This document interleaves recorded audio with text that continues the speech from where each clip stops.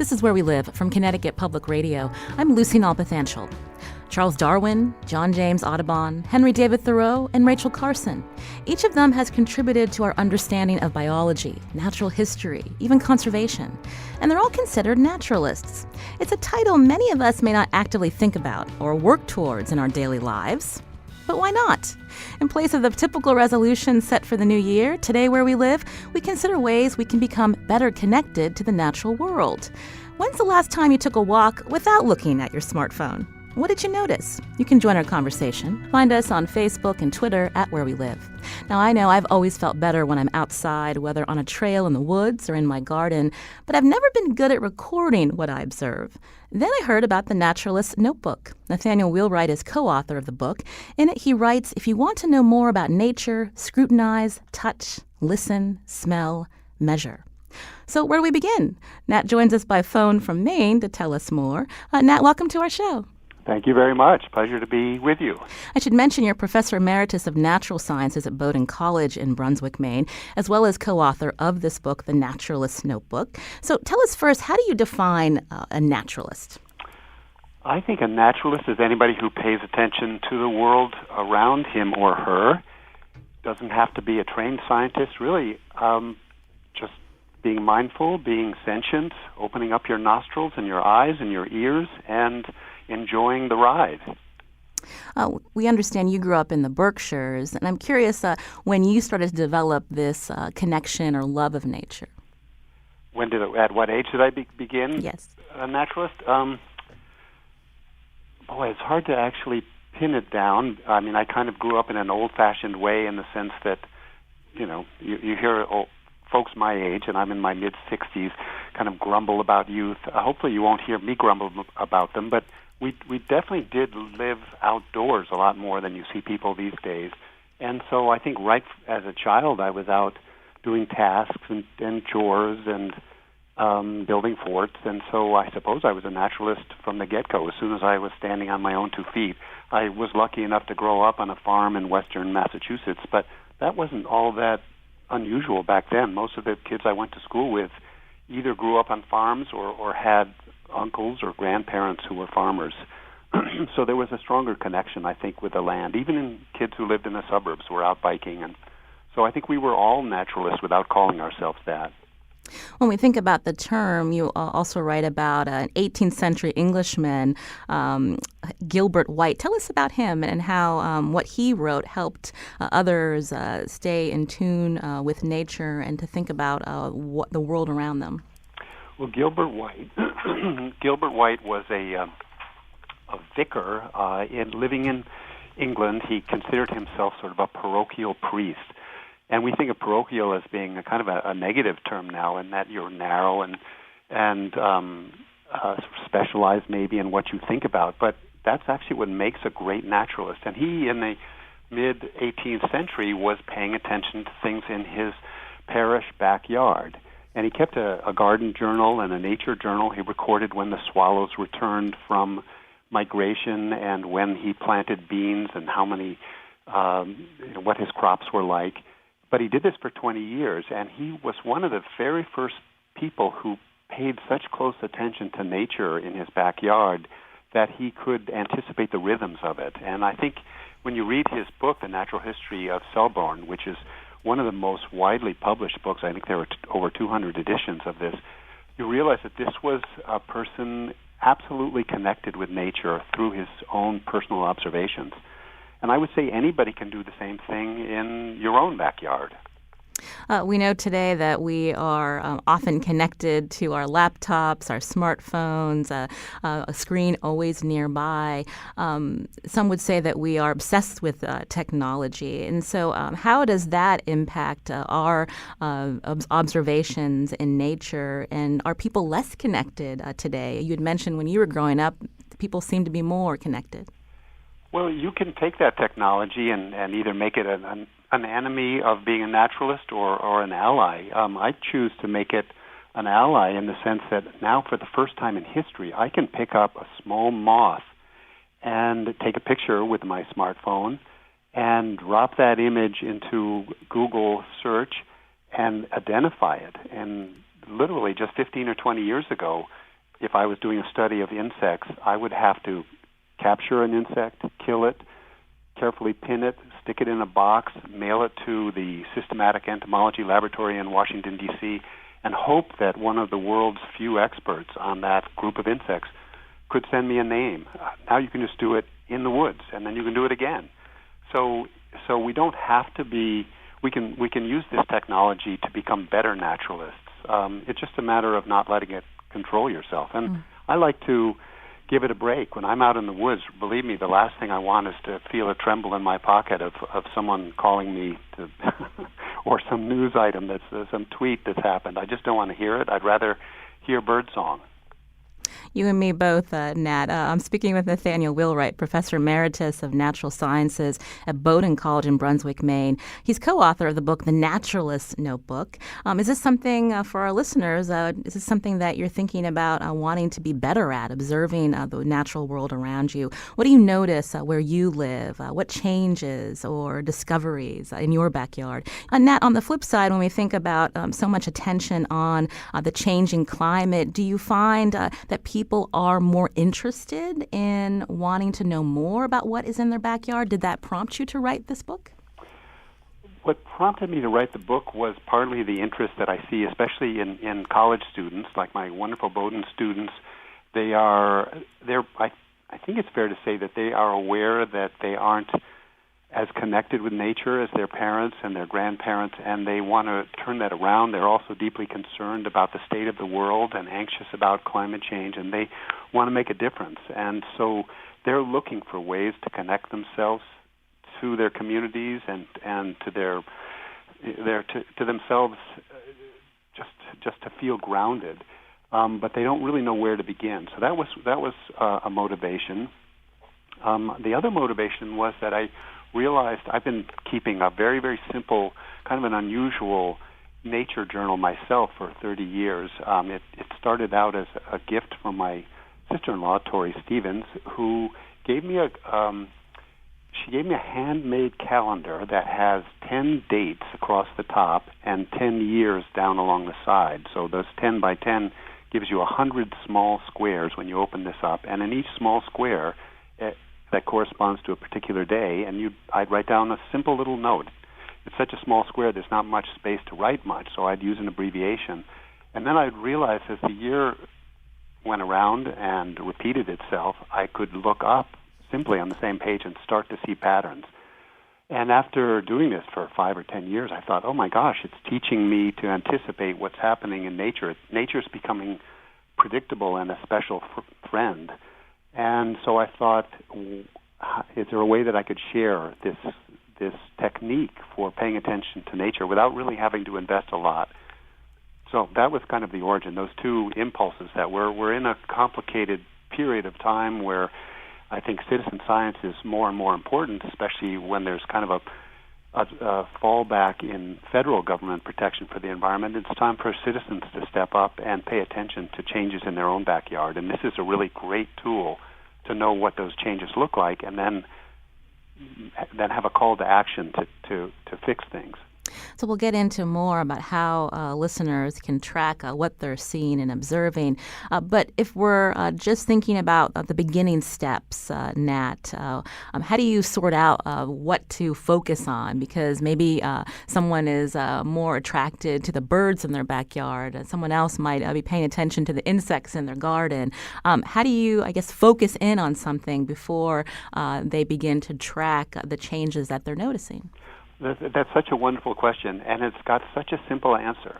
I'll answer it somewhat indirectly by giving you an anecdote. I was talking about the book at some place, and a woman came up from New York City, and she said that she had bought the book, and with some trepidation, she said she grew up in the city, she knew nothing about nature, and she read in the book that we were, Bernd Heinrich, my co-author, and I were encouraging anybody to become a naturalist, because we truly believe anyone who's paying attention to nature is becoming a naturalist already.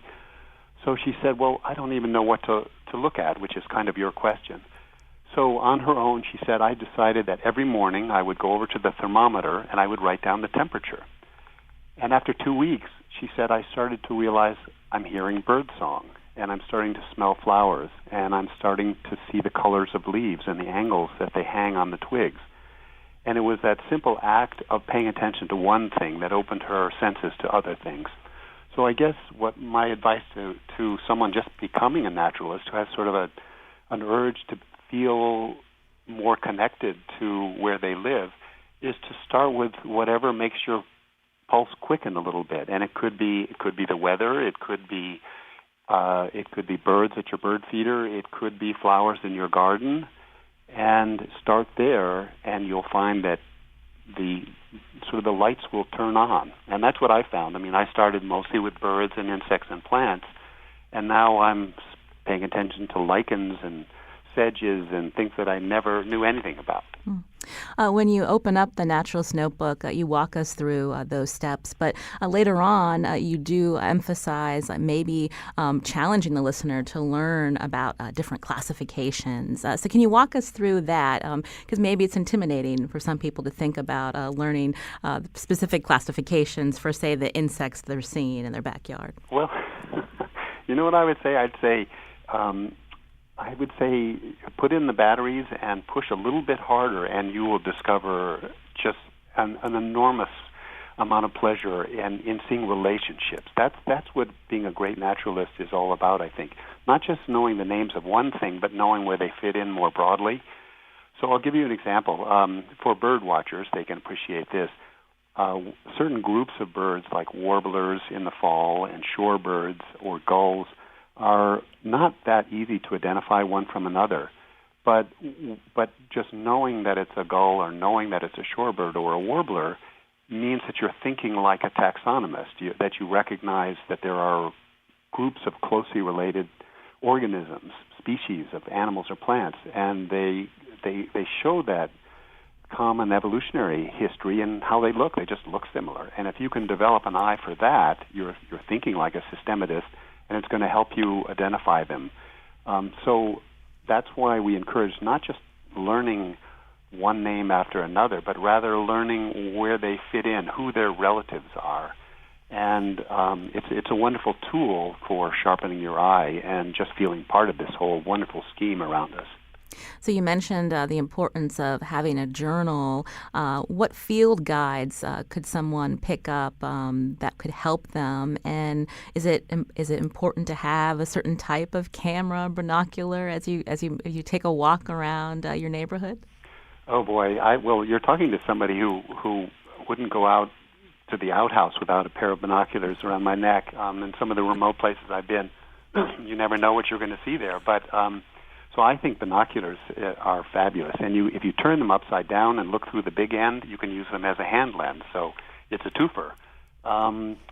You don't need any particular tools now. There are so many amazing apps and websites for identifying just about anything you can imagine. It used to be that the easy groups, which were the birds and the flowers and the trees, had great field guides, but nothing else did.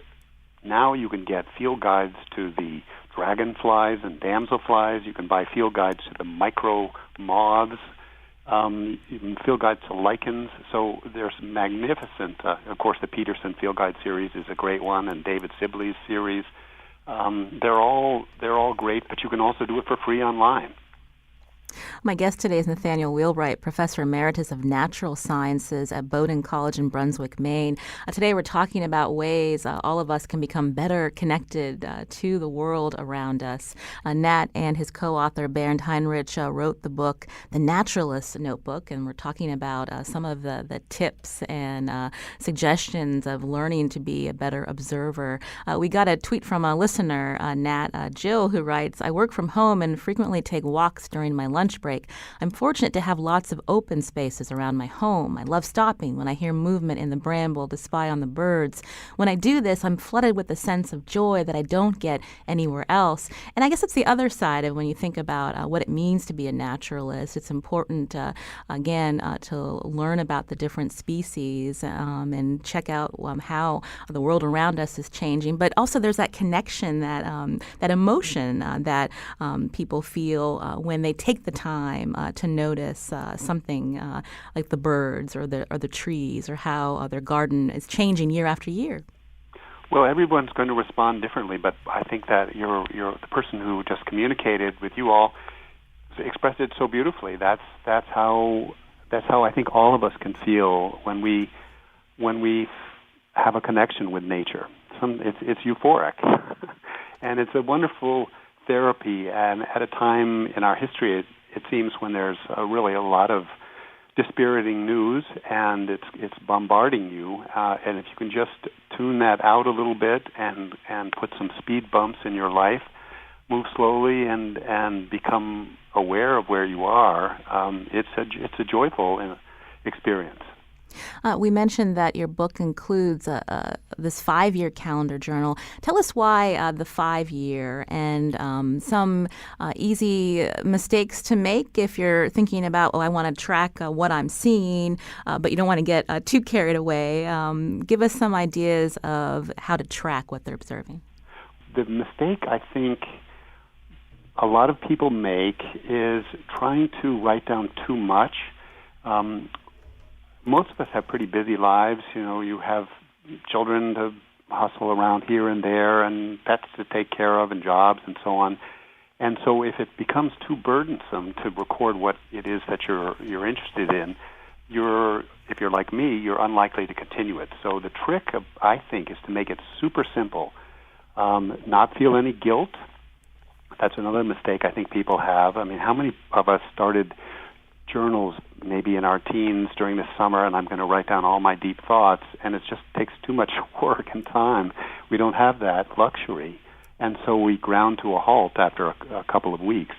I've found with this, just by I can eat a piece of toast over breakfast while I'm looking out the window, and then with my right hand I'll pick up a pencil and I'll write down tree swallow or particular rhododendron flower, and it takes me 15 seconds, and I'm back eating breakfast and preparing for my day. So the trick is to make your observations really simple, really abbreviated, but sustainable, because the joy comes when the calendar turns and you look back at what you wrote last year and realize, oh my goodness, the tree swallows come back within 2 days of each other every year. And now you've learned something about the biology of something in your neighborhood. And you can also make predictions. It feels like magic. I should mention the Naturalist notebook that you co-authored with Bernd Heinrich has beautiful illustrations, I think, that Bernd did. And it walks through the reader of how to make sketches. And that's part of it, too, not just writing down what you see, but to be able to draw these sketches and how that contributes to these observations, Nat? Yeah, well, Bernd is the artist, not me, but anybody can make sketches. And he is a self-taught artist.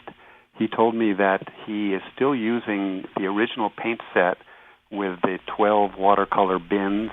I think he's had to replace black and one other color over the decades.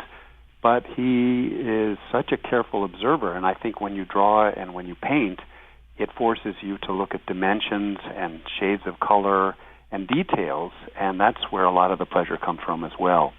The journal that we designed here, the 5-year journal, and you asked why 5 years, so I'll answer that too. It doesn't have a lot of space for drawing, but what I would recommend doing is, let's say you've got a particular date, it's the 20th of December, 2018, you could make a small note in the corner of that square that corresponds with that date that refers to your watercolor journal, and you could now take as much time as you wanted and make as big a painting as you would like, and it's kind of cross-referenced, and so you've got the information in a time context, which is how you learn what the rhythms of nature are all about. So it can be a wonderful tool. Why 5 years, you had asked.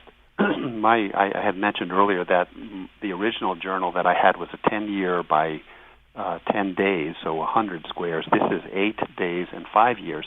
And I think Story Publishing, our publisher, which did an absolutely spectacular job producing the book, wanted a shorter time period because, especially for beginning naturalists, the thought of doing something for 10 years is a bit daunting, and most of us are moving around, so they just thought that 5 was just a friendlier way to encourage people to get involved, and that's probably true.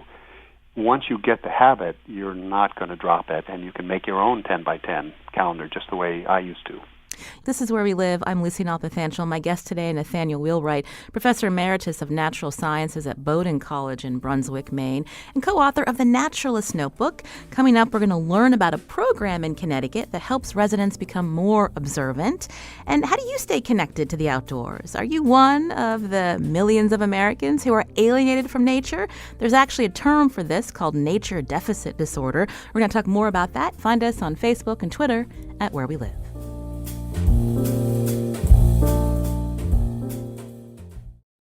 This is Where We Live from Connecticut Public Radio. I'm Lucy Nalpathanchel. We've been learning what it means to be a naturalist with guest Nathaniel Wheelwright, Professor Emeritus of Natural Sciences at Bowdoin College in Brunswick, Maine, and co-author of the book, The Naturalist Notebook. Now, do you make a point to spend time outside? What do you notice about nature where you live? Find us on Facebook and Twitter at Where We Live. Now, earlier, Nat was giving us suggestions on the small steps people can take to become better connected with where they live. And it turns out there's an actual Connecticut program for people who want to learn about becoming naturalists. For more, joining me now in studio is Brad Robinson, instructor of the Master Naturalist Program at the James L. Goodwin Conservation Center in Hampton, Connecticut. Brad, welcome to our show. Morning. Thank you for having me. I've been familiar with the Master Gardener program in Connecticut, so I was happy to hear about the Master Naturalist program. Tell us about this. Where did the idea come from? Sure. Master Naturalist programs are not unusual throughout the country. There's a couple dozen in different states throughout the country. But out in Hampton, the Friends of Goodwin Forest, along with the Connecticut Forest and Park Association and DEEP, put together this program, and I need to credit the founder and the originator, Juan Sanchez, who was the naturalist at Goodwin Forest for many years, and really wanting to put this together and, as you say, provide a somewhat more formal way for people to really become connected with nature and, learn more natural history and become naturalists. And very importantly, the whole idea is to spread the word, to become real spokespersons for getting out and, as Matt said, paying attention, which is key to any part of being a naturalist. And as we learn to be better about what we observe and to track it, we can then contribute to citizen science projects? Sure. There's been graduate students who have had schemes where they want us to look for caterpillars in the spring and even have some formalized techniques. You whack a branch 10 times over a sheet and count how many caterpillars fall in and that sort of thing. And that really helped him in his dissertation project. And we have contacts at the University of Connecticut where we, have some interaction and help them, with any sorts of things that they need. Tell us how the program is broken up. I understand there's 2 levels. And who are the people that are applying? Yeah, we get all kinds of interesting people, from really professional environmental science teachers in middle school and high schools to music teachers and journalists and nature writers and veterinarians. All kinds of folks. The program, as you say, is in 2 levels. We have run 2 6 or 7 week sessions. The level 1 is in the spring, and we have sections on plants and soils, on mammals, on birds, wetlands and watercourses, forestry. We have a section we're adding on insects. Then for the level 2, which is run every other year in the fall, we have sections, again, on mammals and insects in wetlands, forestry. And the point there is that we actually bring in other outside experts to talk more in detail about these particular subjects. And the time commitment for this kind of program? The classes themselves are Saturdays from 9 till 3, most of the day Saturdays for 6 or 7 weeks in the spring. We really want people to make most of the classes. And importantly, though, we also have some field trips that we send them on. And more accurately, lead. And there's other programs that we encourage them to attend. And they also have to do a research project. Pick something that's really very interesting to them and look at it. And it can be just about anything. So there's a mix between classroom time and then being outside? We endeavor to get people outside as much as possible. It's kind of funny, though, because once we're outside, we tend to move very slowly. It's not like we're on a power walk by any stretch. It's the question of taking an hour to go 100 yards because we can just find everything new in every few feet. Do you encourage journaling? We heard from Nathaniel Wheelwright again in this book, The Naturalist Notebook, about suggestions about how to be better at tracking what they're seeing. Yeah, we do encourage. It's not a requirement, and I must confess with a great deal of guilt that I don't keep a naturalist journal. That's one New Year's resolution I never keep, so I think I'm going to try to do it. Maybe I'll buy Nathaniel's book and start working on that. But we do encourage people to take notes and pay attention, and it sometimes is really helpful to organize that by writing it down, as Nat said.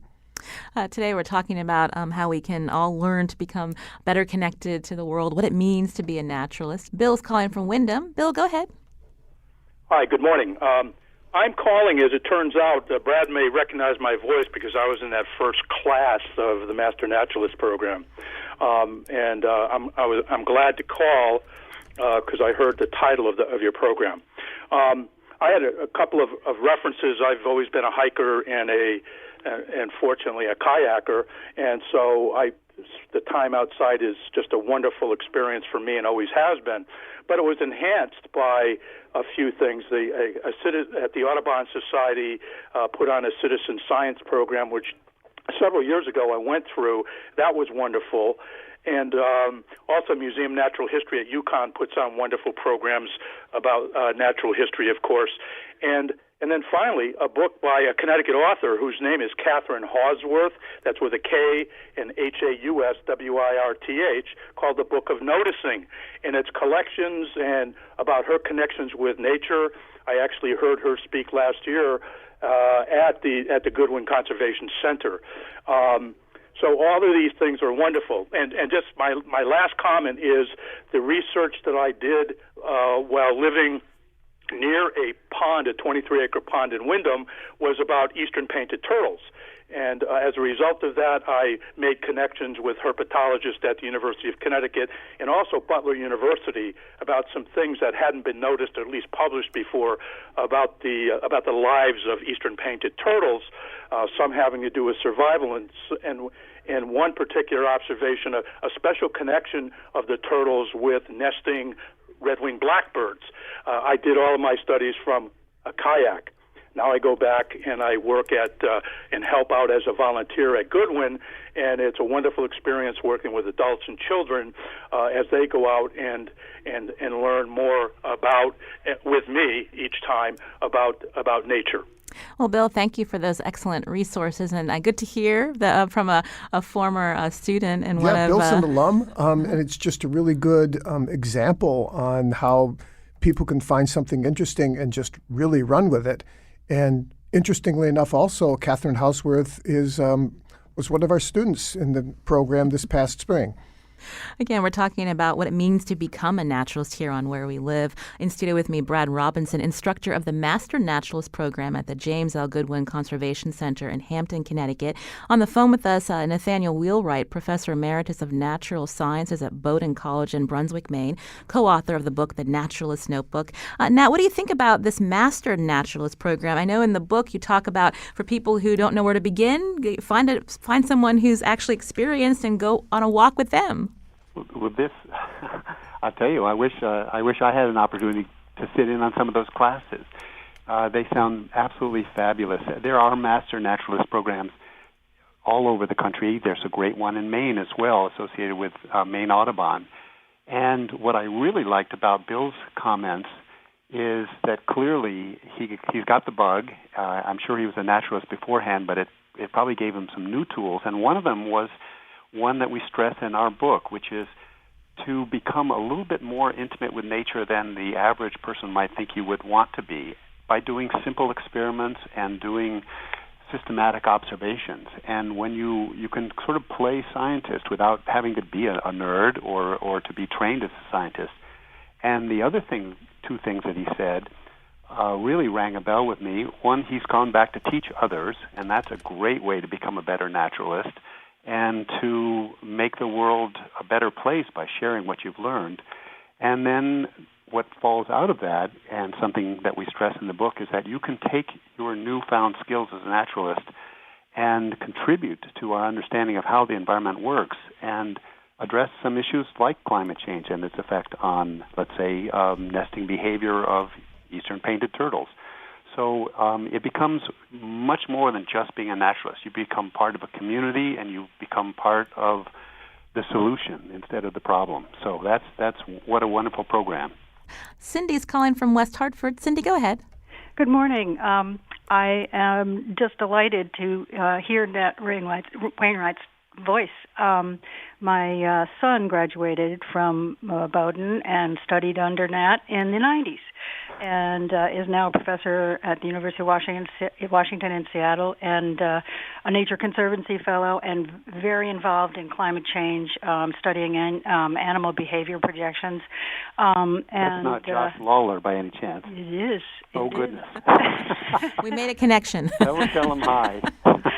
I'm thrilled to hear your voice because you're the reason, indirectly, why I got involved in bird watching, and I do the count for the Cornell Bird Watch, and the weekly count. So every 5 days, I'm counting my birds and writing them down and seeing interesting changes in things. And over the years, how many fewer birds I have at my feeders.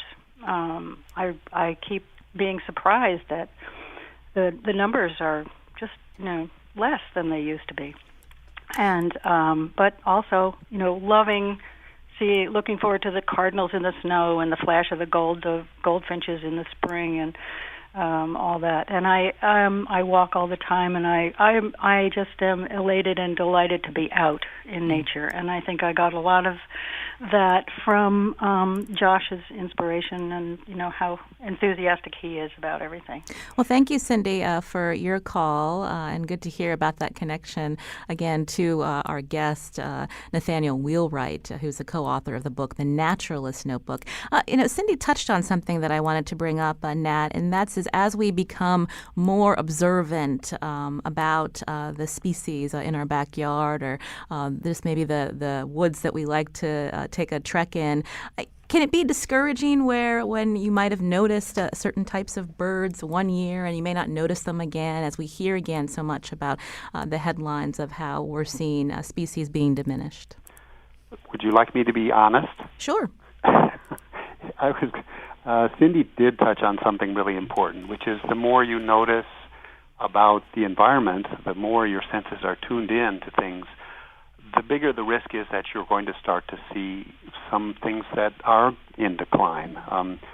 I don't know if I would say I've had the privilege or the misfortune of holding in my hand species that are no longer with us, that are extinct. The golden toad in Costa Rica, for example, and that is a deeply saddening thing.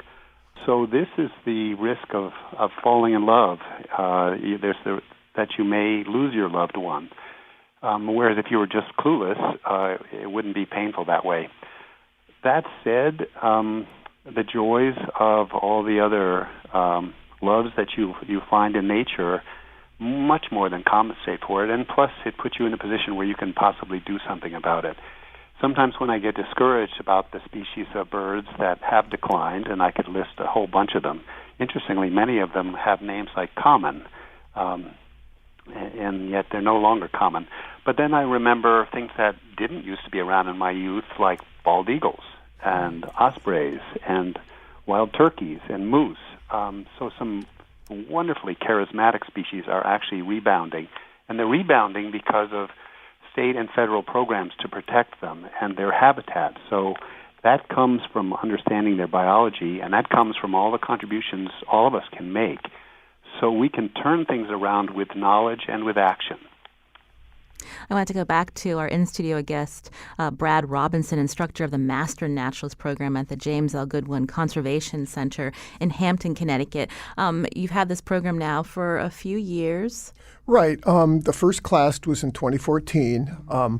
I actually joined as a student in 2015, and immediately after retiring, ironically enough, from Deep, and was just immediately entranced. And after going through the program, both levels, the then instructor, Juan Sanchez, called me up one day and says, "Do you want to help me teach it?" And I was a little bit flabbergasted and very flattered and said, "Of course." Then a little bit later, he says, "And by the way, you're going to take it over," at which point I was, rather surprised, but, very pleased, because it's something that I've always had a passion for, is being outside. I mean, I'm actually one of these people who's trained as a scientist. My background is in ecology, which I only partially facetiously say is natural history with calculus. But it was just a wonderful fit for me. And every year we unfortunately have to turn people away who apply for the program because we just have a limited amount of space. We only have room and for about 20 people for each session, and we typically get double that in terms of applications. So there is some interest in various nature centers and moving the program to other places, and we're exploring that and trying to figure out how to do that. But it's something we really like to do. I saw you nodding in agreement as we heard Nat talk about the resurgence of the bald eagle as well as the wild turkey. I know in Connecticut we talked about Deep's involvement with getting the wild turkey back to the state of Connecticut. And I'm curious if you could just talk briefly when you have your students before you, about how it's unique to be here in the state, like some things that they should be looking out for, the richness of our surroundings. Yeah, I mean, Connecticut is obviously, the third smallest state in the country, but it's got an amazingly diverse set of ecosystems, from the shore to the salt marsh to the hardwood forest to the plains inland and so forth.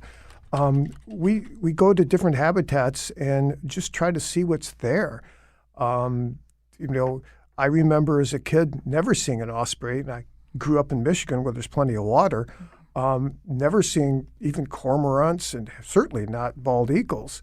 Now, I wouldn't call them common, but they're common enough so that you can pretty reliably see them on a fairly regular basis. And the other thing that, we need to remember, that even though we're an urban, suburban type of state, there are plenty of wild little corners in all parts of the state, whether you're in suburbia, whether you're in a city. There's, Keeney Park in Hartford has got a lot of, wild spaces there. I've seen moose tracks near Keeney Park, and there's plenty of coyotes and turkeys just abutting it as well. So there's plenty going on all over the state. Barbara's calling where we live from Bethlehem. Barbara, go ahead. Oh, all right. I'm from Bethlehem, and I kind of had the same story that your guest does. I received a day book from a friend. It's Celia Thaxter's day book. I don't know whether you're familiar with her, but she was a gardener, and paintings were involved by Child Hassan, a famous painter. Anyhow, I decided, because her day book was so lovely, that I would journal the same thing, except just every day for a year, which I did do, and I put my watercolors in and my poems that I had written that coincide with, the prose that I wrote as well. And my question is, or my curiosity is, I would like to put it in book form. I don't necessarily, it'd be nice to have it published. I mean, who wouldn't want that? But it's been hanging around for, don't even want to tell you how long. And I just want to have it in book form of some sort. And I was wondering how that can be done. I've investigated and haven't gotten very far. Thank you. I don't self-publish. That's okay. too daunting. Well, Barbara, we're short on time. I'll pose your question to our guest, Nathaniel Wheelwright. Well, let's see. Boy, I don't know if I have an easy answer to that. You can certainly do a lot of stuff now on by yourself. I wouldn't discourage you from self-publishing, and you could scan your art and put it together and put it out online, and who knows how many people will pick up on it. But the other thing I would say is, why stop with 1 year? Where it gets interesting is where you've added the second and then the third year. And even if there's been a gap, if you go back and make the same observations in the same place, that's where learning really kicks in. This is Where We Live from Connecticut Public Radio. I'm Lucy Nalpathanchel. All right, some of you may be thinking, who has time for all of this stuff? Retirees only? Well, coming up, we're going to talk to a naturalist in his 20s, and we'll take your calls too. What changes have you seen in your backyard over the years? Join our conversation, and you can also find us on Facebook and Twitter at Where We Live.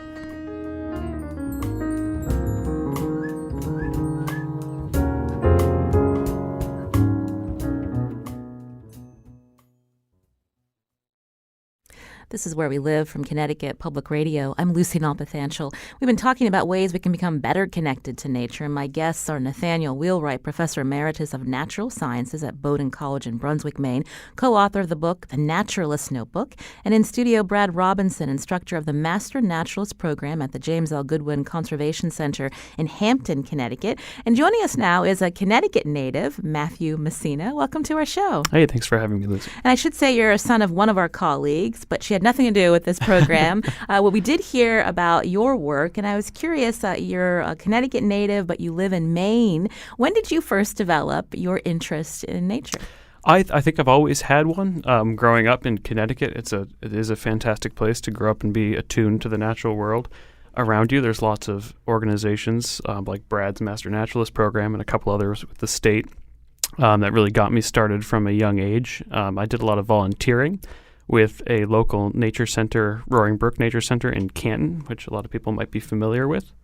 And I think I've just taken it and run from there. And when I decided to pursue a career as a professional naturalist, I knew that Maine called me, and I've lived up there on the coast here and there ever since. That's right. You're an expedition naturalist, writer, and artist. So tell us a little bit about the work you do now. So a lot of people, it turns out, are interested in going to some of the far-flung regions of the globe, and I studied throughout college a broad range of natural history-related subjects. So I studied botany and marine mammals, whales and seals and birds, and it turns out there's a lot of people who are really interested in going on safari in some of the more remote areas. And so now I work as an expedition guide on ships that go to the polar regions. So I travel kind of every year back between Antarctica in our winter and the Arctic in the summer. That sounds very exciting, but as we've been learning during the hour, we don't have to have a lot of money to go to these far-flung regions of the world to observe the wonders of nature around us. You're in your 20s. Do you feel like you have peers that are also connected like you are? Absolutely. I think there's a lot of people out there who are really interested in this stuff. And actually, one of the biggest things that I try and impart to people who are guests on the programs that I work on is that they don't actually have to be traveling far away to appreciate nature. And in fact, you can, even in your own backyard or in the parking lot at your work, you can find things that are interesting going on in the world around you. We were learning earlier from Nathaniel Wheelwright about the importance of sketching. Is that how you began? Because you have a beautiful artwork on your website. I should say it's naturalist.com. We saw what you did there, Matt Messina. But tell us how you began to do illustrations. Well, that part was sort of easy because both my parents are artists, and so that was always encouraged when I was growing up. I have pursued that throughout my entire life as well. And I think that it's a great way to be a naturalist, is to really sit down and observe and sketch. And so I just kind of combine those two skills. And it turns out, when you started off the show, you mentioned you had a list of names that you mentioned, including John James Audubon and Rachel Carson. And all of those people, in fact, were artists in their own right, either writers or painters or illustrators or even poets.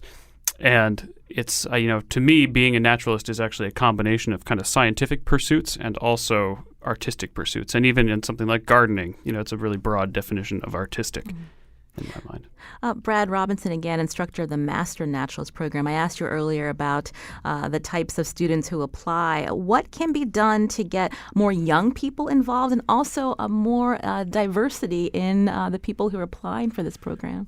Yeah, that's an ongoing issue that we've had. We have had high school students, one in particular who was an excellent student, but we're always looking for more. I'm hoping that as a result of this radio program, we'll get some young people to apply and some people with more diverse backgrounds, especially from the urban environments, to come in and apply for the program. As I said before, there's lots going on in cities, and we certainly want to get people who live in cities to be much more attuned to their natural environment. So yeah, we're looking very hard and trying very hard to get a really diverse group of people to come and apply to the program. Nat Wheelwright, in your book, there's an excerpt, I don't know if it was you or Bernd who wrote this, about how someone in New York City who felt like they were alienated from nature, it actually was a little easier to figure out where to go to be able to observe nature. What are some tips for people who don't live in a rural surrounding? Same tips as for people who live in a rural surrounding. It's just a question of being attentive to the world around you. I was visiting a brother who lives in Manhattan last year, and I was thinking about how I would make the case for an urban environment, an urban ecology. And I was walking up some crowded street. I don't remember what its name was, and taxis were veering by and honking, and there was just chaos in the city. And there was a little teeny square of earth, kind of a small garden with a rhododendron surrounded by brick and concrete. And I thought, well, at the very least you could look at starlings and pigeons because they were all about. And then I looked at this square of earth, and there was a common yellowthroat, which is a migratory warbler. And it was in the middle of New York City on a tiny little bit of earth. So you truly can find wonderful nature wherever you look. I'm a great believer in having Plan B and Plan C. So when certain species that I love become harder and harder to see, well, I'm ready with dragonflies or lichens. So there's no place on Earth that has no life, fortunately, and so just get to know what is around you. You should see the people in the newsroom, Nat, when a red-tailed hawk flies by the window, how excited we all get. Before we go, we had talked about, again, many of us are connected to our phones, but there are some websites and apps that are mentioned in the book, such as iNaturalist, if people want to connect that way. Sure. The one thing about this book is deliberately an attempt to get people to slow down a little bit, pick up the pencil, and have a physical act of recording what it is you see. I'm quite convinced as a teacher of many decades that when we get ourselves physically involved with learning, including writing things down as opposed to typing it and sending it into the cloud, that it stores those memories in a different part of the brain. I'm not a neuroscientist, but that's my sense of what is going on because I can remember things better when I touch them, when I smell them, and when I write things down. That said, you can also be part of the 21st century, and you can upload your observations to iNaturalist or eBird or any of these other wonderful citizen science and websites. Nat, we'll have to leave it there, but thank you so much for joining us from Maine. Nat Wheelwright, again, co-author of The Naturalist Notebook. Also to our guests, Matthew Messina and Brad Robinson. Today's show produced by Lydia Brown. More on our website, WNPR.org/where we live. I'm Lucy Nalpathanchel. Thanks for listening.